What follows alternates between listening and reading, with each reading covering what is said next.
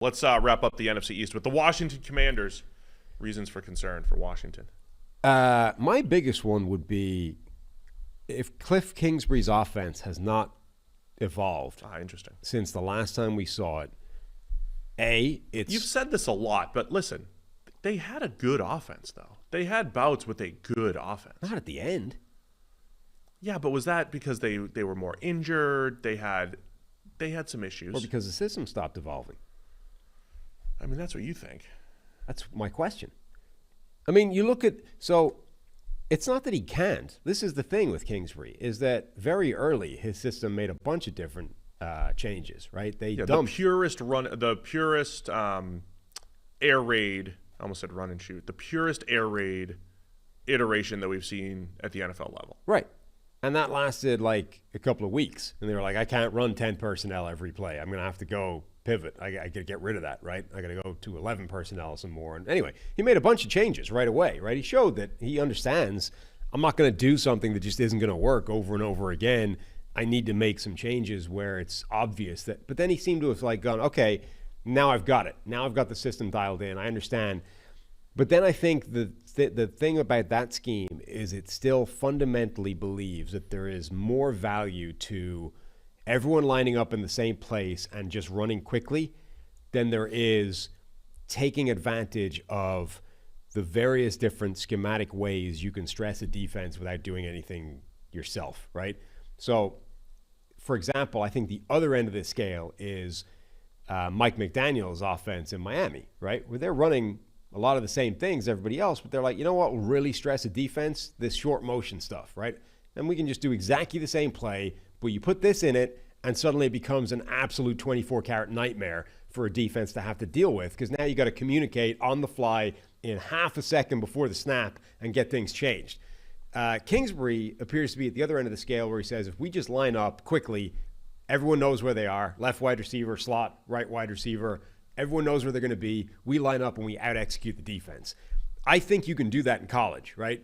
One of the reasons I hate college football is because almost all the big plays are just defensive screw-ups, right? And doing things like that, just executing quickly, causes defensive screw-ups in college. It doesn't in the NFL. NFL defenses are too smart. They're too good. They're too able to think on their feet and react. You lining up the same guy in the same spot every single play and just doing it quickly doesn't cut it, right? It was, and we've seen a couple of systems in today's NFL or in the NFL in the last 15 years have that kind of idea, and ultimately they all ran into a wall because once you figure out what they're doing, now you need to stress the defense with something else. And he didn't. He stopped. So, in my opinion, if he comes back with that same offense that hasn't changed, it's going to be a problem. So you got Kingsbury, his evolution as a play caller, designer.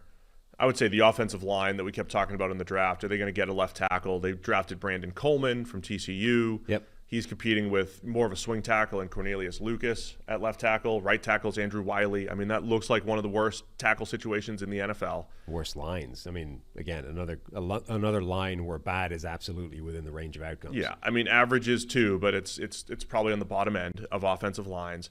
And I would say the defense. Remember a couple of years ago when Chase Young was out there and healthy and Montez Sweat was out there. They were loaded on the defensive line. Now they're edge rushers. Cleveland Ferrell, Dante Fowler, Dorrance Armstrong. You've got Armstrong and Fowler coming over.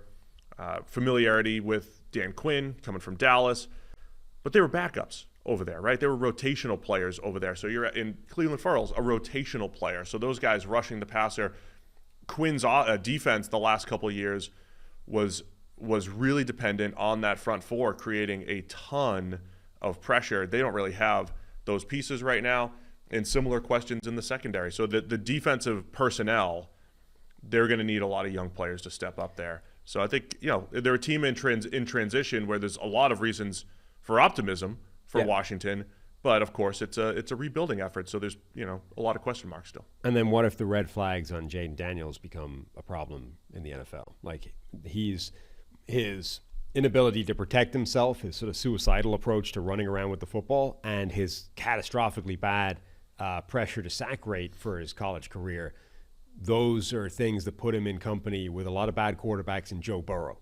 What if he's in the group of the bad quarterbacks, and that paired with an offensive line where bad is within the range of outcomes, you end up with this really ugly struggle as a rookie season for Jaden Daniels, where it looks like Bryce Young last year, right? Where there's a lot of quick pressure, and when there isn't quick pressure, he's finding ways to manufacture pressure, creating sacks, creating big mistakes. There's definitely a world where that doesn't go well year one.